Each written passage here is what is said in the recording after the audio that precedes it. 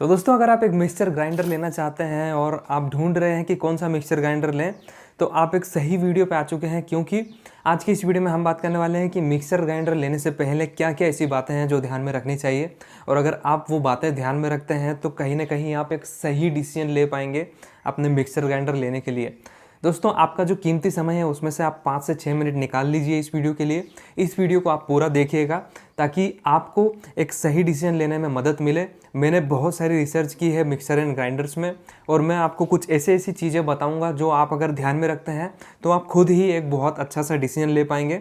हालांकि इस वीडियो के एंड में मैं आपको कुछ ऐसे मिक्सर ग्राइंडर रिकमेंड भी करूँगा जो आपके बहुत अच्छे से रिजल्ट्स मिलेंगे, जो बहुत अच्छी सर्विसेज देते हैं, और मैंने काफ़ी सारे पैरामीटर्स को ध्यान में रखते हुए उन्हें सिलेक्ट किया है। तो अगर आप जानना चाहते हैं ये मिक्सर ग्राइंडर बाइंग गाइड के बारे में तो ये वीडियो देखते रहिए। चलिए शुरू करते हैं।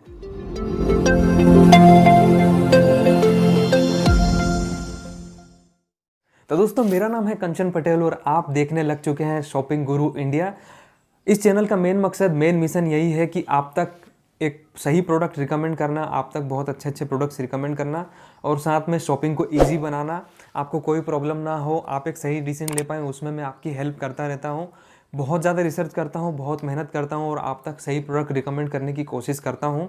और अगर आपको मेरा काम पसंद आता है तो इस चैनल को आप सब्सक्राइब कर सकते हैं। मुझे बहुत अच्छा लगेगा, आप हमारी शॉपिंग गुरु इंडिया फैमिली से जुड़ जाएंगे। और अगर आपको ये वीडियो पसंद आए तो आप लाइक भी कर सकते हैं। दोस्तों सबसे पहले अगर बात करें कि आपको कौन सा फैक्टर ध्यान रखना चाहिए मिक्सर ग्राइंडर खरीदने से पहले, तो वो आता है पावर का। पावर का जो फैक्टर है वो बहुत मायने रखता है।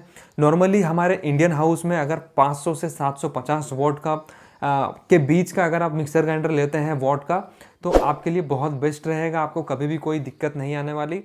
दोस्तों दूसरी बात जो आपको ध्यान में रखनी चाहिए कि आरपीएम कितना है। जो भी आप मिक्सर ले रहे हैं उसका आरपीएम कितना है।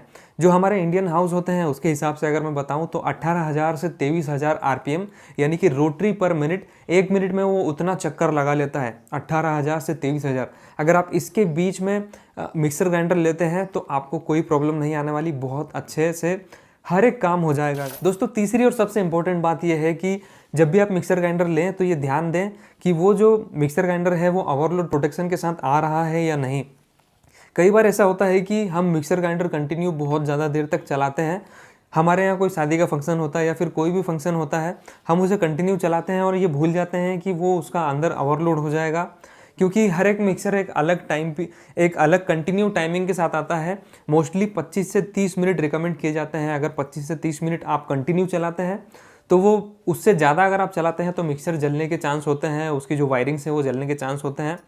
दोस्तों चौथी जो बात है वो आपको ध्यान में रखनी चाहिए कि ये जो मिक्सर है इसके साथ में कितने जार्स आ रहे हैं, उनका क्वालिटी क्या है, वो किस मटेरियल से बने हुए हैं। मोस्टली जो देखा जाता है एसएस के अगर बने हों, स्टेनलेस स्टील के बने हों तो बहुत काम के होते हैं, बहुत अच्छे से सर्विस देते हैं। और साथ में जो जार्स आ रहे हैं उसके अंदर वो डिटेस्टेबल है या नहीं, क्लीनिंग कैसे होगा। बहुत सारे मिक्सर्स में ऐसा फ़ायदा होता है कि जब आपको क्लीनिंग करना हो तो आप उसके जो ब्लेड्स हैं वो खोल सकते हैं और आसानी से क्लीन कर सकते हैं। इसका फ़ायदा ये है कि जब अगर ब्लेड्स में कोई प्रॉब्लम जाती है, टूट जाती है या कुछ और प्रॉब्लम, तो आप अपने हाथ से ही, अपने घर से ही उसे रिपेयर कर सकते हैं, दूसरा नया वाला फिट कर सकते हैं। और अगर ऐसा नहीं है तो आपको रिपेयर कराने के लिए उसे भेजना पड़ेगा। तो पांचवी जो इम्पोर्टेंट बात है वो तो आपको देखना चाहिए कि जो वारंटी कितना है। मिक्सर ग्राइंडर लेते समय आपको वारंटी ध्यान देना है।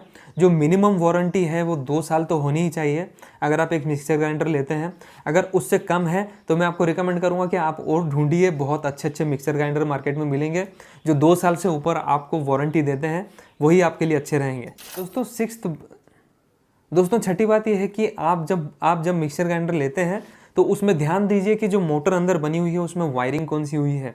सबसे अच्छी वायरिंग मानी जाती है कॉपर वायरिंग को, कॉपर बाइंडिंग को, और अगर वो है तो आपका मिक्सर बहुत अच्छे से, उसकी जो मशीन है, मोटर है, बहुत अच्छी लंबी सर्विसेज देगा।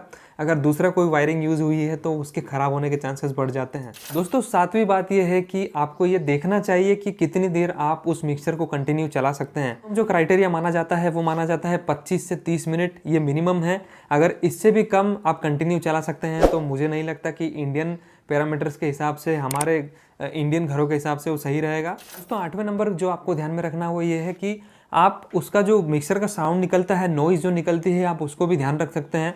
बहुत सारी ऐसी कंपनियां हैं जो 80 से 85 dB के अंदर आपको साउंड देती है, जिसे वो साउंडलेस कहते हैं।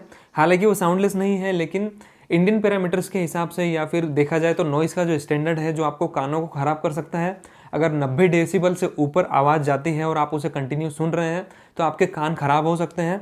वहीं अगर आप 80 से 85 dBs लेंगे तो आप नॉर्मली जो बात करते हैं उससे भी 80 से 85 dBs निकलता है, तो उतने हल्के से साइलेंट में, उतने कम आवाज़ में वो मिक्सर ग्राइंडर चलेगा। ये एक बहुत अच्छा फैक्टर है। 9th नंबर पे जो बात आती है वो आती है बजट की, प्राइस की, जो कि सबसे इम्पोर्टेंट बात है। और मिनिमम से मिनिमम आपका जो बजट होना चाहिए मिक्सर ग्राइंडर खरीदने के लिए वो होना चाहिए 2500 रुपये, और उससे ऊपर का जितना भी आप पावर उसकी ज़्यादा लेंगे, आरपीएम उसका ज़्यादा लेना चाहेंगे, उतना ही उसका कॉस्ट बढ़ता जाएगा। तो सबसे आखिरी और इम्पोर्टेंट बात जो आपको ध्यान में रखनी चाहिए कि आपको कौन सी ब्रांड का मिक्सर ग्राइंडर लेना है। जब भी आप कुछ खरीदते हैं तो आपको ज़रूर ध्यान होना चाहिए कि कौन सी ब्रांड का लें, कौन सी ब्रांड्स बहुत अच्छी चल रही। तो ये रही लिस्ट आपके सामने। सुजाता का मिक्सर्स बहुत अच्छे आते हैं और बहुत अच्छी लंबी सर्विसेज देते हैं। ऊषा के मिक्सर भी बहुत अच्छे आते हैं। लाइफ लॉन्ग का मिक्सर भी आप ले सकते हैं। फिलिप्स के मिक्सर आप ले सकते हैं। प्रीति के मिक्सर ले सकते हैं। बजाज, बटरफ्लाई, प्रेस्टीज, बॉश, महाराजा के मिक्सर भी बहुत अच्छे निकलते हैं, बहुत अच्छी सर्विसेज, ड्यूरेबिलिटी मिलती है। तो अगर आप इन सारे ब्रांड्स को कवर करेंगे, ये जो मैंने ब्रांड्स बताए हैं, अगर आप इनमें से कोई मिक्सर ग्राइंडर लेंगे तो आप कभी भी गलत साबित नहीं होंगे। और अगर आपने कोई दूसरी फर्जी ब्रांड ले ली, चाइनीज़ ब्रांड ले ली, तो आपको पछताना पड़ सकता है। तो दोस्तों यही था मेरा शॉपिंग गाइड अगर आप एक मिक्सर ग्राइंडर खरीदते हैं। अब अगर बात करें लिस्ट के बारे में, तो मैंने 2500 से 3000 के बीच में लिस्ट बनाई है जो आपको वीडियो के डिस्क्रिप्शन में मिल जाएगी।